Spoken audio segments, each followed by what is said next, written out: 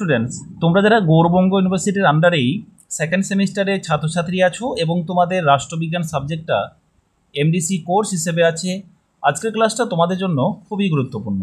আজকের ক্লাসে আলোচনা করব তোমাদের মডিউল 2 থেকে একটি ইম্পর্ট্যান্ট গুরুত্বপূর্ণ 10 মার্কের প্রশ্ন উত্তর নিয়ে।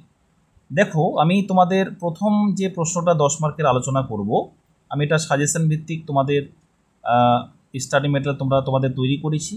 তোমরা যারা নিতে ইচ্ছুক আছো অবশ্যই স্ক্রিনে দেওয়া নম্বরে যোগাযোগ করবে। এরকম তোমরা টু দ্য পয়েন্ট অর্থাৎ স্টাডি মেটেরিয়াল তো পাবেই, এরকম সাজেশন থাকবে, তারপর তোমাদের কিন্তু উত্তর থাকবে। একজন সফল রাজনীতিবিদদের জন্য কার্যকর রাজনৈতিক যোগাযোগের গুরুত্ব ব্যাখ্যা করো। এটা খুব ইম্পর্টেন্ট। এর সঙ্গে আসতে পারে মিডিয়া কিভাবে এই ক্ষেত্রে সাহায্য করতে পারে। আমি এটা তোমাদের প্রশ্নের উত্তরটা আলোচনা করব। দেখো, প্রশ্নটা হচ্ছে একজন সফল রাজনীতিবিদদের জন্য কার্যকর রাজনৈতিক যোগাযোগের গুরুত্ব ব্যাখ্যা করো, মিডিয়া কিভাবে এই ক্ষেত্রে সাহায্য করতে পারে। প্রথমে ইন্ট্রোডাকশন অবশ্যই লিখতে হবে। রাজনীতি মূলত জনগণের সাথে একটি কার্যকর সম্পর্ক তৈরির প্রক্রিয়া। এই সম্পর্কের ভিত্তি হলো রাজনৈতিক যোগাযোগ। একজন রাজনীতিবিদদের ভাবনা, নীতি ও আদর্শ জনসাধারণের কাছে কিভাবে উপস্থাপিত হচ্ছে তা নির্ভর করে তার যোগাযোগ দক্ষতার উপর। আবার এই যোগাযোগের মাধ্যম হিসেবে গণমাধ্যম তথা মিডিয়া অত্যন্ত গুরুত্বপূর্ণ ভূমিকা পালন করে। তারপরে কি আছে এখানে মূল পয়েন্ট, কার্যকর রাজনৈতিক যোগাযোগের গুরুত্ব। প্রথম, জনসাধারণের আস্থা অর্জন। জনসাধারণের আস্থা অর্জন কিভাবে হয়? একজন সফল রাজনীতিবিদ তার বক্তব্য ও রাজনৈতিক অবস্থান স্পষ্টভাবে জনতার কাছে তুলে ধরলে মানুষের আস্থা অর্জন করা সহজ হয়, এটা জেনে রাখবে। তারপরে কি আছে, সৎ ও স্বচ্ছভাবে জনগণের সঙ্গে যোগাযোগ রাজনৈতিক বিশ্বাসযোগ্যতা বৃদ্ধি করে। তারপর নীতিমালার ব্যাখ্যা ও প্রচার। সরকার, নীতি, আইন বা দলের নির্বাচনী সতেহার সাধারণ নাগরিকদের কাছে সহজ ভাষায় ব্যাখ্যা করা প্রয়োজন। কার্যকর যোগাযোগ ব্যতীত এই প্রচার অসম্পূর্ণ থেকে যায়, ফলে ভুল বোঝাবুঝির সৃষ্টি হয়। সংকট মোকাবিলায় নেতৃত্ব প্রদর্শন। সংকটকালীন সময়ে যেমন প্রাকৃতিক দুর্যোগ বা রাজনৈতিক গোলযোগে নেতারা যদি সঠিক বার্তা দিক নির্দেশনা দেন, তাহলে জনগণের মধ্যে স্থিরতা ও সাহস জাগে। এই পরিস্থিতিকে রাজনৈতিক যোগাযোগ অত্যন্ত কার্যকর হাতিয়ার। জনগণের অভিমত জানার সুযোগ। এখানে বলা হচ্ছে যে যখন রাজনীতিবিদ জনগণের সঙ্গে সংলাপে যান বা মিডিয়ার মাধ্যমে মতামত সংগ্রহ করেন, তখন তারা জনসমস্যা সম্পর্কে গভীরভাবে অবগত হন। এটি ভবিষ্যতের কৌশল ও সিদ্ধান্ত গ্রহণে সহায়ক হয়। দেখো, তোমাদের এরকম পয়েন্টগুলো কিন্তু একটু ছোট করেই ব্যাখ্যা দেওয়া হয়েছে। তার মানে এটা নয় যে তোমাদের এই প্রশ্নটা প্রাসঙ্গিক, এমনটা নয়। তোমরা এই প্রশ্নগুলো টু দ্য পয়েন্ট লিখতে পারলে তোমরা কিন্তু 10-এ মিনিমাম তোমরা 8 কিংবা 9 কিন্তু অবশ্যই পাবে। খুব ব্রিলিয়ান্ট স্টুডেন্ট হলেও তোমরা কিন্তু 10-এ 10 পাবে। বিরোধীদের ভুল ধারণা খণ্ডন। রাজনীতিতে প্রায় বিরোধীরা ভুল বা ভ্রান্ত ধারণা ছড়িয়ে দেয়।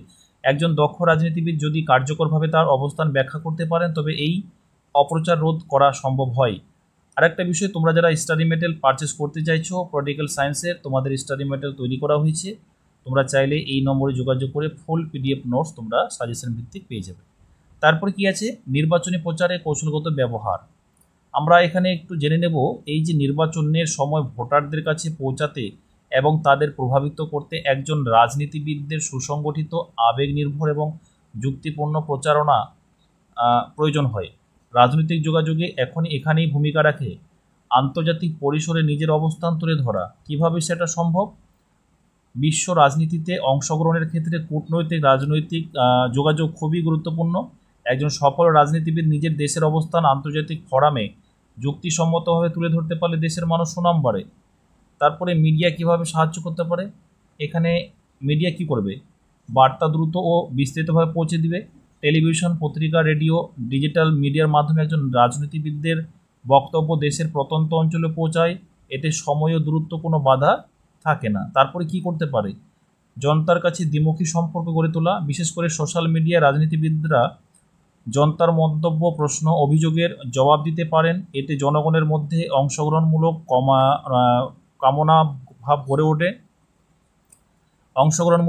মনোভাব গড়ে ওঠে। এটাকে তোমরা দেখো, ভাবমূর্তি নির্মাণে সহায়ক। এখানে কি বলছে? ভাবমূর্তি মানে হচ্ছে কি, সাংবাদিকতা ও মিডিয়া একজন রাজনীতিদের ইমেজ বা পরিচিত গড়ে তুলতে সাহায্য করে। ইতিবাচক ভ্যারেজ জনসমর্থন বৃদ্ধি সহায়ক হয়।